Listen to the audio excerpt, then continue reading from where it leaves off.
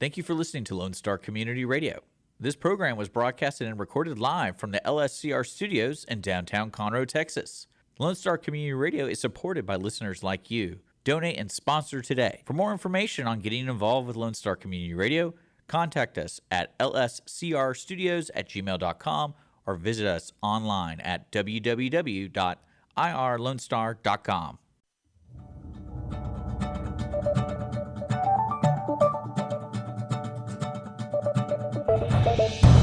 Welcome, ladies and gentlemen. You're listening to today's version of the Weekly Business Hour. I'm Rick Schisler. I'm your host. I'm also a Silver Fox advisor and the founder of OneBestConsult.com. We're broadcasting today, as we usually do, from downtown Conroe, Texas, in Montgomery County. We're actually on the first floor of City Hall on Lone Star Community Radio, the community radio station that serves Montgomery County and beyond. I want to mention something about Lone Star Radio, Community Radio. It's a nonprofit. So if you would like to involve yourself with radio, have a show, or participate in other ways, you can volunteer or make a contribution. Just simply go to their website. You can get all the information you need to do anything to connect you with the radio station. Just go to irlonestar.com. That's irlonestar.com. We'd appreciate it if you connect with the station. Our quick thought for the week, Washington Week, something we started back in April, maybe late April, is I started focusing on Washington versus the local economy and business activity, because Washington got to a point, and I think everyone will agree, where it was exercising more control on how business was than it typically does. And what I mean is what's going on there impacts local business. And most recently, as we've talked about on several shows, tariffs. And some businesses have been affected directly by tariffs. And I wouldn't be surprised if some of our listeners have been affected. And a lot of times we don't know because the vendor raises prices, but, we are used to price increases. But when you dig deep, you find out that their justification, at least internally, is they're now paying tariffs on the goods and whatnot that they bring in and then resell to you. But right now, last week, the big issue to me was foreign affairs. I mean, the Middle East, Taiwan, the Ukraine, all these issues kind of bubbled up last week and became quote unquote priorities. And my question to you is, our government just focusing too much energy and time on foreign affairs and not on domestic affairs, not on the pocketbook issues that affect you, your family, your business? That's a big question, because at least in the news media, they are talking about foreign affairs over and over and over. Just count the number of articles, like in the Wall Street Journal, on any given day that is about a foreign affairs situation. And it's amazing. What does that tell me? I don't know. But we definitely are part of a world economy, i.e. the tariffs are a great example. We also have threats for China going to take over Taiwan, which provides a lot of valuable product to us in the United States. So I guess they're important. But again, my clients, the people I work with in small business, focus on your business and what's important to your business. Don't get carried away with what they're doing in Washington. A reminder, the show is broadcast live on YouTube. Simply go to YouTube, type in the Weekly Business Hour, and you can click on the page, and you can watch as well as listen to the show. And that's on YouTube. So please join us on the Weekly Business Hour page there if you'd like to watch us as well as listen. And also a reminder that I will repeat during the show, if you've got a question about the show, a question for a guest, got an idea, or you just have a business question about your business, send it to me. I respond to each and every email I get. And if you've been a regular listener, we do a segment from time to time called the Mailbag, where we take an actual listener's question and we put it out there and we talk about it on the air.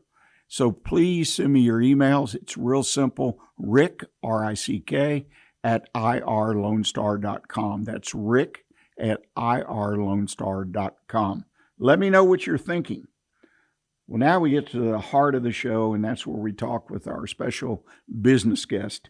And I am very pleased today to introduce you to James Kaatz, currently the CEO of Illumination Marketing.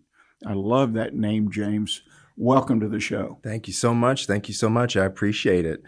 Yeah, it's a great story how we came up with that name. I'm sure we'll get to it here. Well, I when I read through everything and I thought about illumination, and I kept going back to it in my mind. What does that mean? What does that convey? I don't know, but I was taken particularly by your vision statement. And I'll read it real quick. We desire to create opportunities to help people achieve their dreams while inspiring them to create opportunities for others. Tell us, what does that mean to your company? Absolutely. So everything starts at the core of serving others. And when you serve others, that's when you find the utmost happiness in life. That's when you find revenue that comes with it because, and this is the whole theory of us as a business too. If we help our clients make millions of dollars, we keep a small sliver of that. But if they make more millions of dollars, we keep a bigger sliver of that, or the same proportional sliver. And that's really the theory that translates over. So if we can help businesses grow, if we can help employees grow, if we can help the community grow, we all just grow together. And that's really what we're trying to achieve. And that's why we put that into our vision and mission statements. Yeah, it's a very pointed vision statement. I really like it, especially when you give the background and talk about it. As a potential customer or existing customer, that I think would resonate with me very well. And I assume with your employees and other people that work with you. Yeah, absolutely. We put a lot of thought into that when we were crafting it, Yeah. probably about 5-6 years ago now. And I think it holds just as true to this day as it did when we wrote it. You know, it's funny, as you probably well know because of your business background, a lot of companies, particularly small companies, but even large companies, will create a vision statement, a mission statement, whatever. And they put it on the board or hang it on the wall or print it.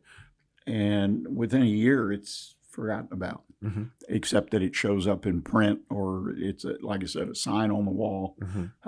It's interesting how they do that. And I think there's a lot of value in having a vision statement. I agree. Or some people, you have a mission statement too. They're a little bit different, but still, that employees can think about prospective new hires can be interviewed around that question and what their qualities are, what their skills are that will support that. Completely. And it's built from every part and facet of the organization, and all of it should be applicable to every part of it as well. So employees, how does your mission and your vision help them to reach their goals? Because it's not just about us as owners or us as companies or bosses or directors or anything like that, right? How did that help them? How does it help the clients? How does it help future prospects? It all just ties together, and it's more than just, a marketing slogan of we should do this because we're a business. It really is a guiding principle into how we operate and think. And I feel the same way. There's a lot of companies that really, they just do it because it's supposed to be done, but they don't understand the reason why it's supposed to be done.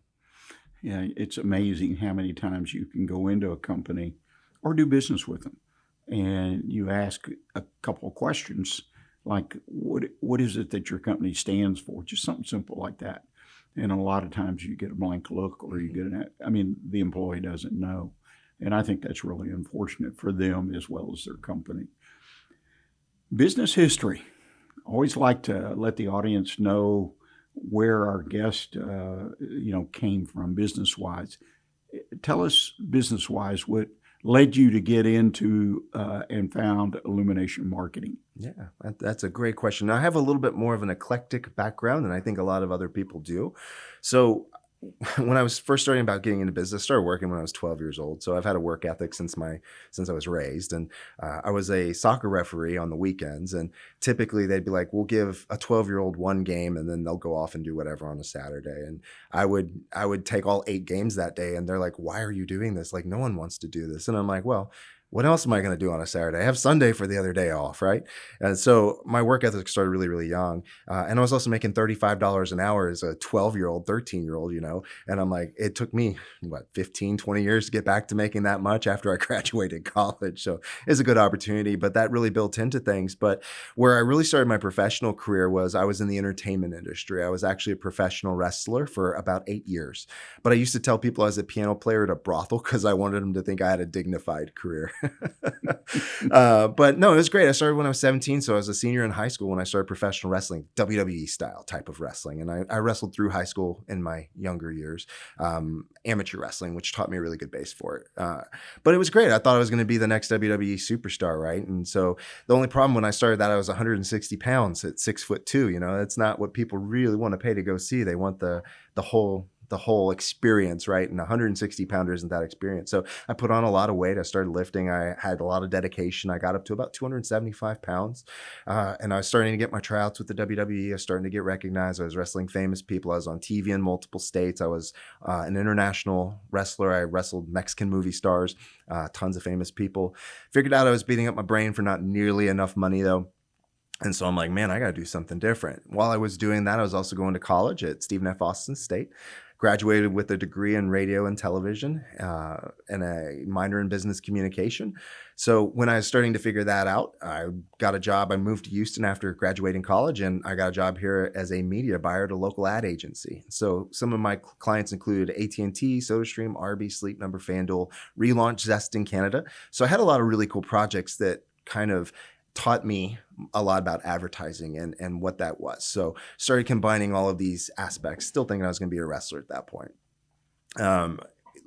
Later that year, I wanted a different challenge. So went over to the newspaper where I promptly got laid off 6 months later with half the company, and how I figured out the newspaper was a dying industry. This was before the big digital shift that Hearst had, but it ended up being a blessing in disguise because less than 3 months later, I got a job at a marketing agency that was based in the automotive vertical. And what we did is we managed marketing strategies for big automotive dealerships with probably the biggest independent agency in the United States.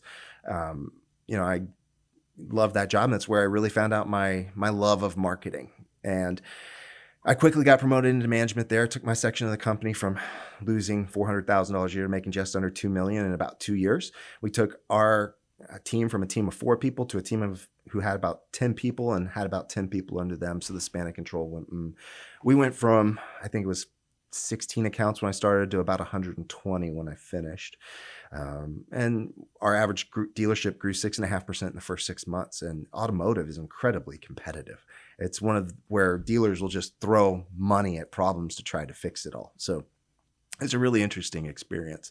Don't know what you know about automotive. It's a lot like sports, and that everyone's job is on the line every single month. So if you start off the first 7 days of the month poorly, you have dealers calling you, cursing you out, saying unkind things about you, your family, because they're about to get fired if they're not doing well. So it was no longer an environment that was conducive to personal or professional growth.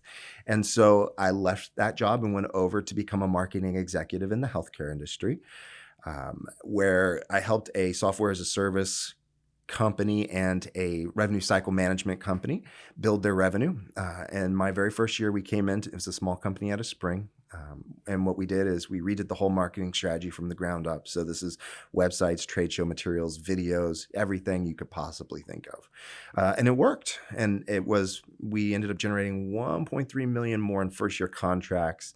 And we usually sign about 3-year contracts. So it was worth more than 1.3, but en route to their first $20 million a year in their 20-year company history. And that's how it really, really proved to me that, it wasn't just the system or the ecosystem that we were in that was working. It was the actual principles of marketing that translated across all of these different industries. And it was a great experience. And from there, there's a couple of aspects that made us want to start our own company. So the big one, and I'm sure we'll get into this later, I have a daughter, she's autistic, and there's only about 3 places in the entire world that she'd ever want to go eat. And we lived over at City Center at the time. And one of those 3 places was a place called the Houston Texans Grill. Don't know if you ever went there, but it was great. It had everything that you'd want. It had a great location. It had the ambiance. It had a great bar. It had good food. So we loved it. So one day we're taking our daughter up to eat, and we go up the stairs, and she runs up to the door, and she goes click, click, click, click, click, and it clacks. It won't open. And me and my wife get up there, and we see there's just a sign on the door, and it says, "Thank you for the last 5 years. We've gone out of business." And my daughter, being 10 at the time, she's like, "I don't understand. I want to go in and eat. Why can't we go in and eat?" And we go, "Well, we've got to teach you a thing or two about life. Let's go find somewhere else to eat, and we'll talk to you." And so we gave her that economic lesson from a very young age. And my wife and I were sitting there talking, like, what made this business not survive? They had everything. And they had the Texans even come in on a Tuesday. And then we started talking. We figured it out that the only thing that they weren't doing was marketing. And if they would have done social media marketing and things a little bit more effectively, it could have helped them to do it. And my wife and I just kind of had that aha moment. And we go, oh my gosh, we have the skills that could have helped this business stay in business and continue to build their dreams. And that's when the light bulb went on and Illumination Marketing was born. And that was 8 years ago at this point. It was in 2017 that we had that realization. And since that point, we've helped everything from small businesses with 0 clients all the way to the big guys like GE Healthcare, Kelsey-Seybold, Group 1 Automotive, Allied Power Group, and everything in between. And it's a really long-winded way of saying that we've helped to drive over $250 million in revenue in the last 5 years. Well, that's quite an accomplishment. I mean, obviously, especially those that start from 0 or are in trouble, as the Texan Grill was, and you didn't know. But I think that's just fantastic that a company is able to bring that kind of leverage, skill, and whatnot to the business. And I sort of admire them more than businesses that start at 0 and then get to here or that or whatever. It's just because when small businesses get in trouble, my experience has been it's basic, it's simple. Like you found, it was marketing. I almost want to say it's marketing, stupid. One of those things. Yeah. And people forget or don't know. And that's the case most of the time. I think they just don't know. And this is what's to consider. Marketing is literally the only way to grow your business, because marketing at the end of the day is just letting people know you exist. Yeah. Now there's minutia to make it work, but if you don't let people know you exist, how can they do business with you? And the only way to do that, marketing. So those businesses who are struggling, odds are you can look at their marketing plan and figure out why they're struggling very quickly. And it's always, as they say, the first thing that gets cut is marketing and advertising. And that's a hard one. People do it. I've been in business where times got tough, and the things that we did to keep the business running and being always in a position to grow. Right. Always in a position to grow, because my father used to preach, so to speak. Not that he was a preacher, but his philosophy was a business should always be profitable. If you've managed it and planned it properly, it's always going to have a black bottom line, no red. And the other thing is the layoffs. I mean, when he would see situations like there have been quite a bit of it in the last 30 days, major companies laying this off, laying that, he'd say, just bad planning, bad management. It was funny. And that's the way he managed the businesses that he was in. And I walked away with that. So I 100% agree with you. Yeah, that's fascinating. And here's the thing, too, that when businesses, so like the stock market, you want to buy low and sell high. And it's the same concept with marketing. So when the economy starts getting worse, is not the time you want to cut it, because all of your competition is going to start cutting their marketing. So what does that mean? You can put in the exact same amount of money or more to get more of the market share for pennies on the dollar of what you were doing in a good economy. So that's when the businesses are going to grow the most if you're doing it right and it's a product market fit. It's not like a blockbuster after Netflix has come around or anything, but that you put that money in, then you're reaching everybody, and all of a sudden you have a lot more opportunities to do business. Yeah, I 100% agree with you. I mean, you got to go against the grain, and it hurts, but a lot of small business people themselves are just, they have a skill in this or that, but they wearing all the hats of running a business. That's difficult, if not impossible. And I think that's what I see. By the way, on Netflix, I saw an article on Friday, I guess it was, in the Wall Street Journal that said they're at 50 billion valuation, whatever, but where are they going to go next? In other words, where's another product or service that they? We don't know yet, But but I'm sure it's coming. That's a good place to be, though, right? Yeah, the technology leader in the industry, and everyone's still trying to catch up to Netflix. No, I agree. Let's shift gears a little bit and talk, kind of circle back. What has been the key to your success? Resolve. As you know, being in business, you're always going to have ups and downs and peaks and valleys. And so that was the one thing when we were starting our business that I was completely unprepared for, was the emotional highs and lows that comes with being in business. And there are parts where it is really, really good and you feel like you're on top of the world. And then all of a sudden you have churn happen in your business more so than you plan. You should keep your churn rate 4 or 5%. Sometimes it hits 25, 30%. Just things happen, right? The economy goes down, people start to panic, whatever it is. A pandemic happens, and all of a sudden, boom, you go, oh my gosh, I don't know how I'm paying my bills tomorrow. And so that takes a special person to be able to deal with those emotional highs and lows. It was the one thing that I was unprepared for. But I'm a firm believer that as long as you pick a direction and you keep walking in that direction, you're going to get out of those peaks and valleys. So it's just the resolve to know where you're going and have a very solid plan in place in order to get there.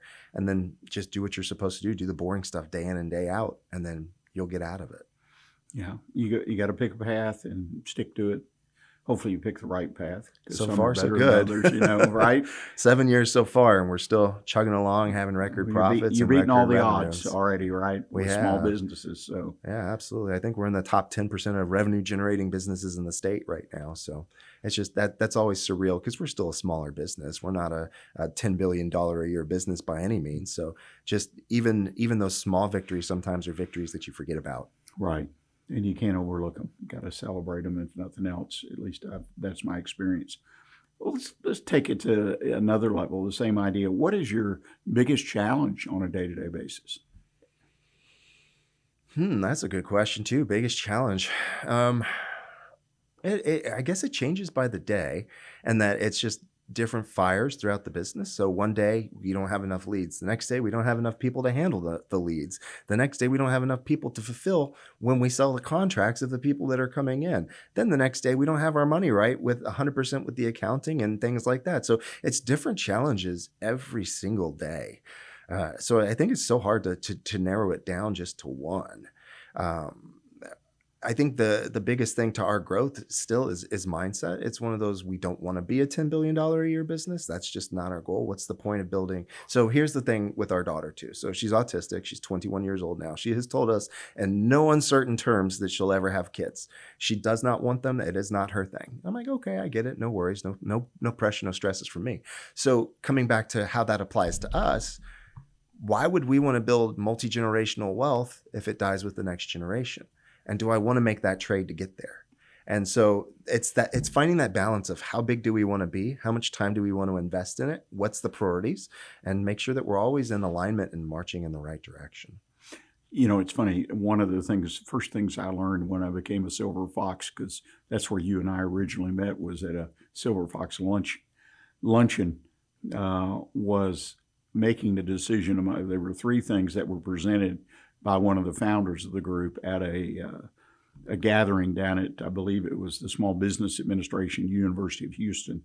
And I went, first event I ever attended, and Monty Pendleton, who was a founder of this organization 38 years ago, he holds up a dollar bill. There's 100 and some people in the audience. The reason I know that is he gave us all $1. And he says, write 3 things. Have you done this? The first one is, when do you want to sell your business? Second is, how much? And third one, which you've covered with your daughter, is to whom? Which is primarily not a person or a company name, but is it going to be passed down generationally? Because all the way from today to the year you want to sell, there are decisions made that, as you alluded to, get made because you know where you're going. And it's funny, I presented the other day to a small networking group, about 20, 30 people, small business owners. Some of them were just solo practitioners, but they own their business. and I get the same looks like, what? I've got to decide. I've got to think about this. And personally, what happened, the reason I think it's so important, I believe it's so important, I agree with that when I interview people, when I was in active practice to become a client of mine, I used the dollar bill in the initial discussion, because if they didn't buy into making a decision on that, then I wasn't going to be able to help them. Right. Because they were just going to wander, aimlessly almost. And so I think you've obviously done the homework. In 2020, we hired a business coach. He was with Action Coach at the time, and then he transitioned over to Four Leaf Performance. His name's Andrew Lamb. And that was one of the best decisions we ever made for our business, because he helped us to look a lot more forward than we were. And those were the conversations that we had. It is, why are you in business? Who do you want to serve? Which is where our mission and vision statement came from, was him crafting it. His background, he was a VP for Hewlett Packard and the international division. So he was reporting to the CEO every week. He was in charge of making sure that things ran smoothly. And if they didn't, it cost the company hundreds of millions of dollars.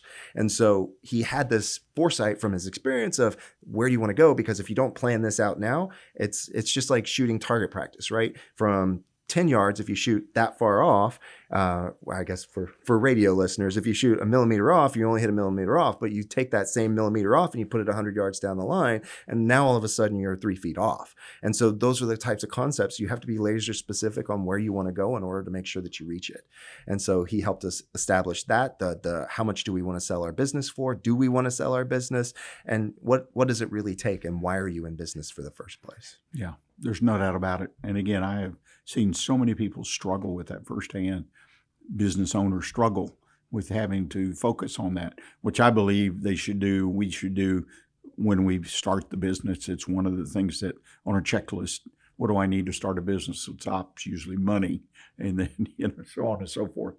It's funny, now I've told this story more than once on the show, but the idea of and you mentioned it, about that, having that vision, and again, 20 years, 15 years, 5 years, whatever your horizon is. I mean, at 50, I decided, now I didn't decide that when I was 25, but I wanted to change where I was headed. And if I'd have planned for it, I would have been in a better situation to make that change. Mm-hmm. It all worked out. But I'm always envious personally of people that get it done, whether it's in a career or in a business, where they're, where their next step is and where they want to go, and what they're hoping to take away. So it's real interesting. I will share a statistic with you real quick, and I've mentioned this. For the first almost 3 years of this show, I asked every guest, all business owners or business experts,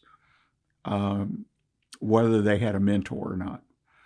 95% of the ones that I judged were successful based on conversation numbers that were offered, et cetera, et cetera. So I didn't get, a reviewed statement or anything. Had mentors. Mm-hmm. It was one of the ingredients. And I was just curious about it because I'm a mentor. 95% of the businesses I had on the show that I judged to be in all kinds of fields, all kinds of businesses, many, many small businesses, but they had a mentor. That was the common thing. So it's so and vital for your you business. Just added one more piece to that, giving full credit to your coach. Oh, totally. And it always takes someone with more foresight in order to get you to the next level and get over those plateaus, right? So when I was a marketing executive at that healthcare company, I was making 6 figures a year. My wife had quit her job, and we were doing okay. And so we saw that the writing on the wall with that company might be shifting. They built on software for a company called GE Centricity was the product in the healthcare niche, and GE Centricity was selling out. And so they were selling to a different company, which would become Verance, which was then sold to Athena Health. So we were worried that company might not make the transition. And so my wife going, hey, we got to do something, right? We can't just guess that this is going to work, because if they don't in 2 years, then we're kind of behind the 8 ball, I guess I'll say. And so I go, okay. So she started trying to talk me into starting her own marketing company because of the Texans Grill and things like that. And so I never would have done it in a million years if it wasn't for her foresight into seeing that. And then I got, lucky along the way. So we were starting our company, and I go, okay, we got to try and get our first client. And so we got one. It was a Mexican restaurant down the street from us, and we did really, really well with them, but we weren't making a whole bunch of money to help them make a bunch of money. And so we decided to quit, and I went to my boss, who was the owner of the company at the time. I go, I've really enjoyed every opportunity that you've given me. I've learned a ton, and it's been a really practical proving of what I thought it was, and I can't thank you enough. However, I think it's time to start helping more people. And he goes, I completely understand. We knew from the day we hired you, you wouldn't be here for 3 years because you're that type of person. I'm like, oh, well, that's interesting. Thanks for letting me know. No. But I'm like, oh, we'd like to continue on our company. We know you don't make decisions quickly. So would you be open to us taking on a short-term contract? And if it works out, you become our lifelong marketing agency client. And if not, it helps you to find 6 months transition. He goes, yeah, I'd be open to that possibility. So I'm like, okay, well, why don't we do, X, Y, Z for $8,000 a month? And he goes, I think you mean $10,000 a month. And I go, no, I mean $8,000 a month. He goes, I think you mean $10,000 a month. And I go, aha. And I go, yes, $10,000 a month. He goes, perfect. Draw me up the contract and give it to me. I'm like, perfect. He signed it, and that launched our company. And it was him having that foresight as well that got us over that plateau, because that bought us the runway in order to build our company to a sustainable machine. And so it was him. It was my father-in-law, who retired a multimillionaire. It was my father, who owned several of his own businesses. It was our business coach who really broke down a lot of my barriers in thinking and reframed a lot of what I was thinking. And then, online mentors as well, that help get you there. And I always look at it like this at the end of the day. What would Kobe have been, or Michael Jordan have been, without Phil Jackson? Would they have been good? Yeah, absolutely. They were talented. Would they have been great? Who knows? It was Phil's preaching of mindset that got them to where they were. Yep. No, it's happening every day around us. Mm-hmm. Because when you look at somebody or an organization that's successful, look behind the curtain, and you don't have to look very far, and you're going to find somebody that is the key to what's going on. And usually they're not out front. Mm-hmm. They're the coach, or they're the person that indirectly, they're going to be your outside coach for your business, a mentor, somebody you can sit and have good conversations. Like law school, I was totally confused. I don't want to go to law school. I'm tired of school. Mm-hmm. I tried to get out of college quick, but my mentor sat there and talked to me, and he made sense out of it, mm-hmm. because I understood about having a different, more powerful way to think through issues, and finding solutions. And it did prove out. I mean, unbelievable. Yeah, absolutely. And why my friend that I mentioned to you before we went on the air was studying his heart out in our study carrel. I had a portable cot, and I would open it up in the little space and take a nap. Wow. So, but I knew where I was going, and he knew where he was going.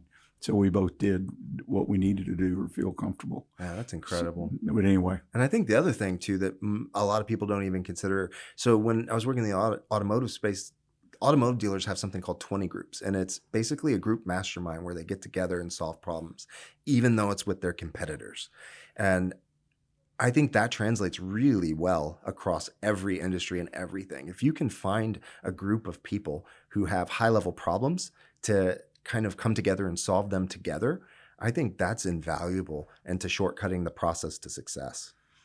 Funny story. In my career in the original business that our family had, I at one point became the representative to a North American roundtable. And it was exactly that. People from different cities, non-competitors, spent 5-6 days together every year. Mm-hmm. Usually it was in February or March, because most of these folks lived in cold climates, wanted to come to Florida or some Arizona, play golf. And me. How did it impact your business? Over $1 million one year, I was able to connect the dots. And that was a marketing program, mm-hmm. believe it or not, that we implemented and changed and what it meant to the company. So yeah, I'm a believer because I saw it. Yeah. And, a lot of preparation. You led a session. Everybody took turns. It was internal. Mm-hmm. And occasionally they brought in other people. and everybody took a turn running the meeting, Mm-hmm. but it was invaluable, Yeah. totally invaluable, because I really wasn't up to speed as most of them were, because I left the business, Mhm. right, and went into another business the family's involved in. So it helped me in a lot of ways. That's one of the things I love about the Silver Fox organization is they have the monthly CEO roundtables, and it's with companies up, to 300,000 a year or whatever it is, all the way up to making 300 million a year, right? And they have a table for everything in between. And I'm personally on the Better Business Bureau one. I sit on the board of directors for the Better Business Bureau, so it's a really good fit for me. Right. And it's just invaluable over the last year and a half that I've been doing it. We've seen record profits and record stabilization. Like my whole task, I'm the one who gets to present next month, so yay. But my whole task is to make sure that I have all of our checklists lined out for production. Going forward. That way, the next person we hire, instead of having to go through the whole hiring and training process of one-on-ones and things like that, sure, they'll have a mentor, but now you have the process to follow and you have the videos to follow in a training program, and then you can lean on your mentor to clarify instead of having to take 2 salaries instead of just one. Yeah, unbelievable. That is really good. I actually mentor a CEO business roundtable and a nonprofit here in Montgomery County through the chamber, Conroe Chamber. So that's wonderful. I love that kind of work, and I've been doing it a long time. So, and again, the Silver Foxes, they provide that opportunity. So, and I think it's just great.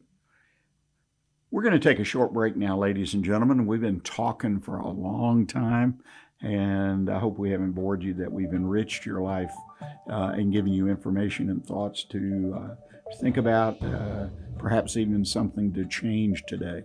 But if you would, please stay with us. The break will be short, and then we're going to come back and continue the conversation and talk more about James's business itself and what it can do for people, how it does it, so we can learn a little bit more about marketing and Illumination too. So please stay with us. We'll be right with you.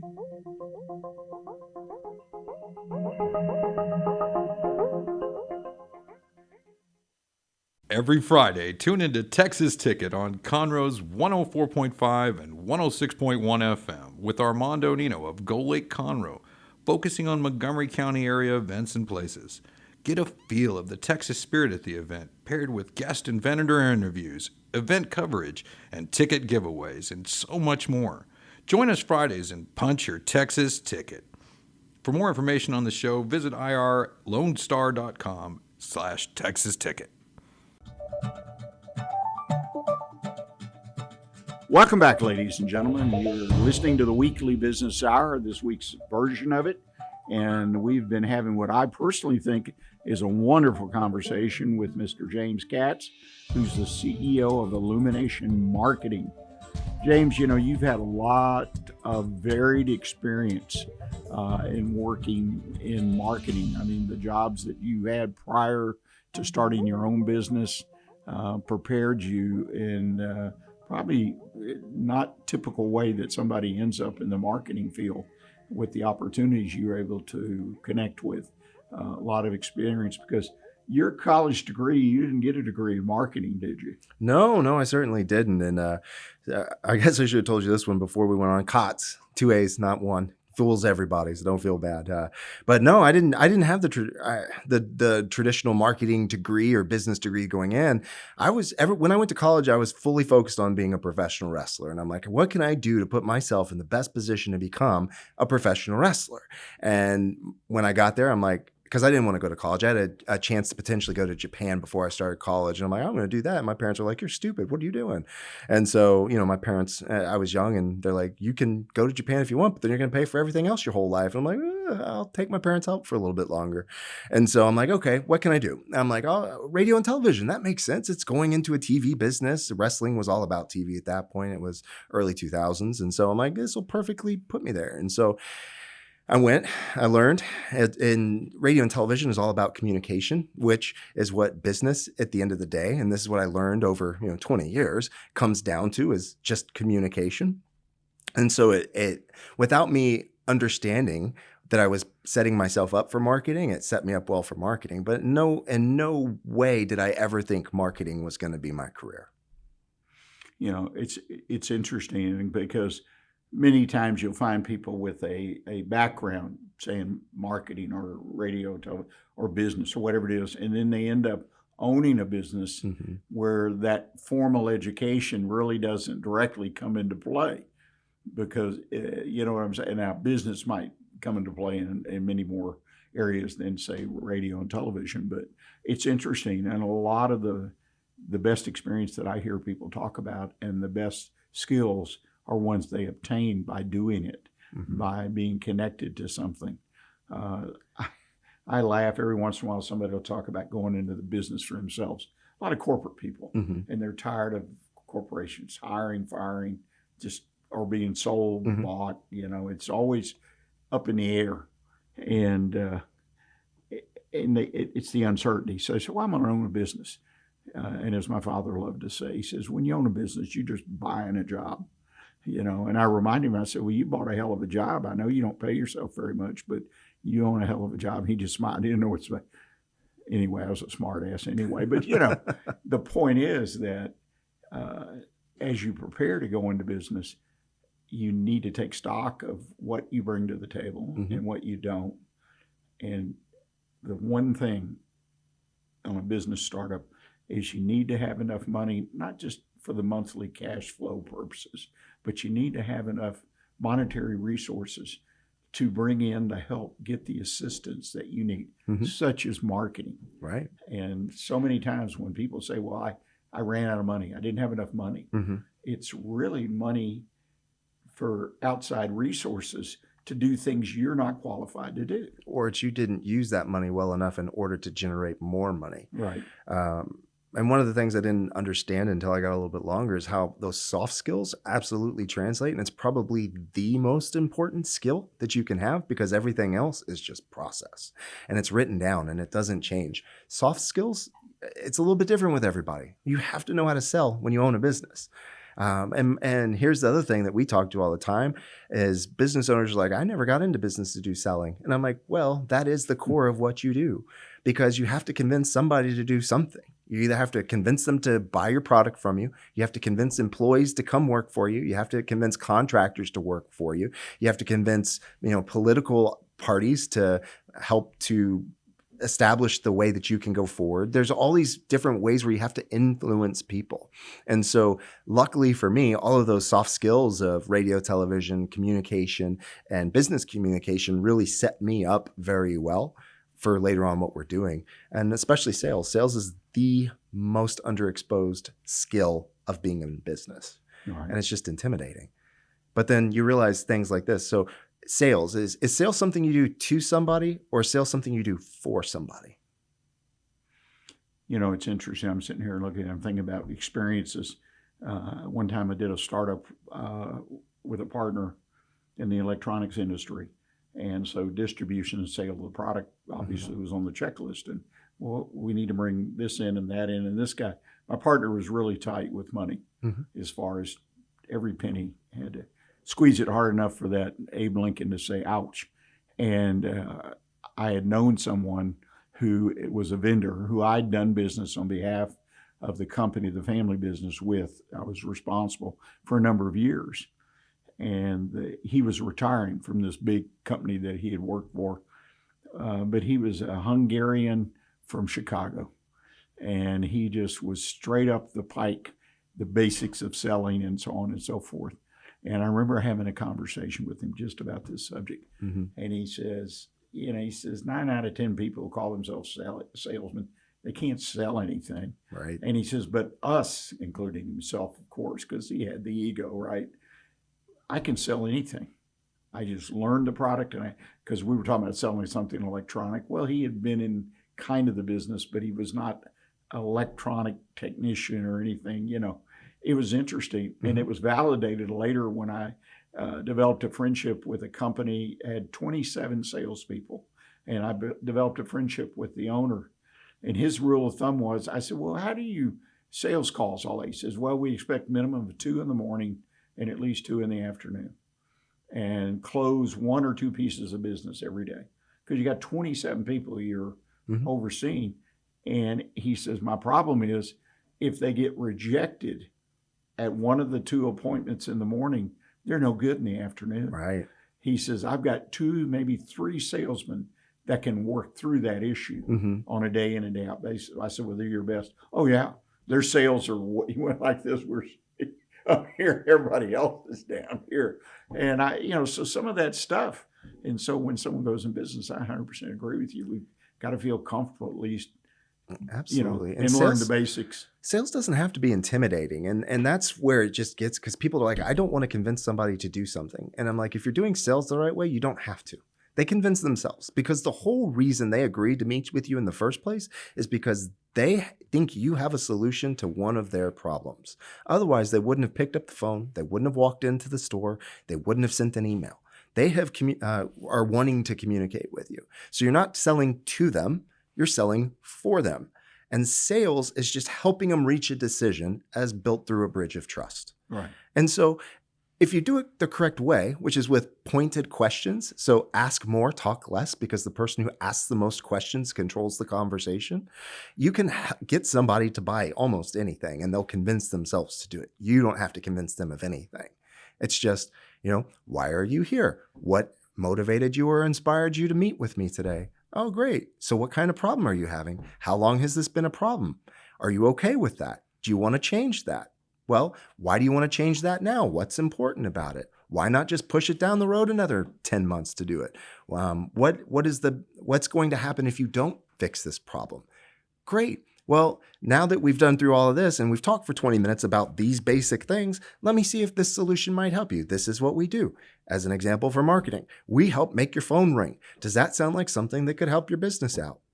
Great. Where do you want to go from here? It's literally that simple, but it's so intimidating when people are uneducated on it. And that's why I feel like sales is the most underexposed aspect of business, because we'll talk all day about managing KPIs, managing margins, hiring, firing, accounting, but we don't talk about how do you get somebody to go from point A to point B and generating money. And the good news is that I found here in this area, and I'm sure it's the same everywhere, and actually had a guest from Dallas, which is absolutely true, and they work nationally. There's training available, basic, good old sales training. In fact, the Silver Foxes had a member that was primarily he'd go into companies and train, whether it was beginners or intermediate or whatever. And his degree, he had a master's almost, and he nearly completed his PhD, chemical engineering. I mean, so he wasn't a salesperson. Yeah. He got taught how to sell. Yeah. And in turn, he was a great teacher, right? Because he was very successful. And I took one of his courses to learn how to sell. So that's an encouragement to people that are listening to me. You can learn how to sell. I mean, you may not be able to sell a new or used car, but you can learn to sell your product particularly. Yeah, absolutely. And here for automotive, it's like a no-brainer now, because if someone shows up to the lot, and this is 10 years ago when I had this data, so I'm sure it's changed since then, people would visit 1.6 dealerships on average before they would buy a car, which means they already made their decision before they came and saw you. All you have to do is not mess it up. And then you're going to sell a car. It's easier now than it's ever been. And there's more sales training out there than it's ever been. And that's the power of the internet, right? You can learn anything on the internet. But if you invest in a mentor or an online training program or things like that, you can shortcut that road to success a lot quicker. No, you make some wonderful points, and I'm glad we touched on that. Well, we've got a little bit of time remaining. And in that time, I'd like to give you a chance to talk about your company. And what services does Illumination Marketing offer for clients? Absolutely. I love talking about our company. There you go. We got a few minutes, so let's run with it. So Illumination Marketing is a full service media and marketing company. So what does that mean? That means we do everything from build strategy to build websites to SEO, pay-per-click, social media, all the way to videography, photography, drone videography and photography, and everything in between. So we have a full gambit of services that we offer. Ultimately, who we help and who we serve are local service-based businesses making 1 to 10 million plus a year who need to increase their phone call flow, basically, in order to help keep their business growing. And so 57% of our revenue comes from search engine optimization, or helping companies get found on Google.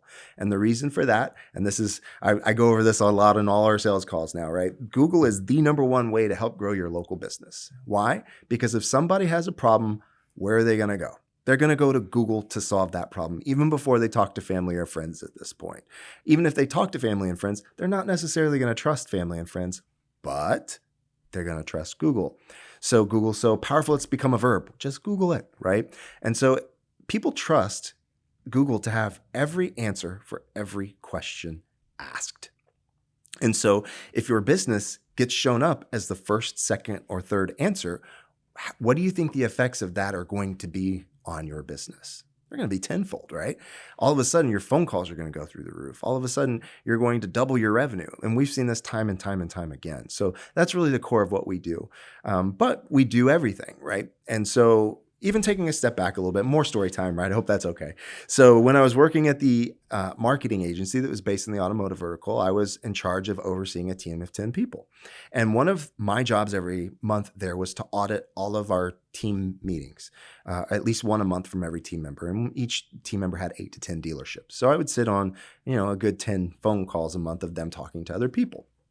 And I'm a numbers guy. I track everything down to everything because that's numbers don't lie. They tell you the story and the direction to go.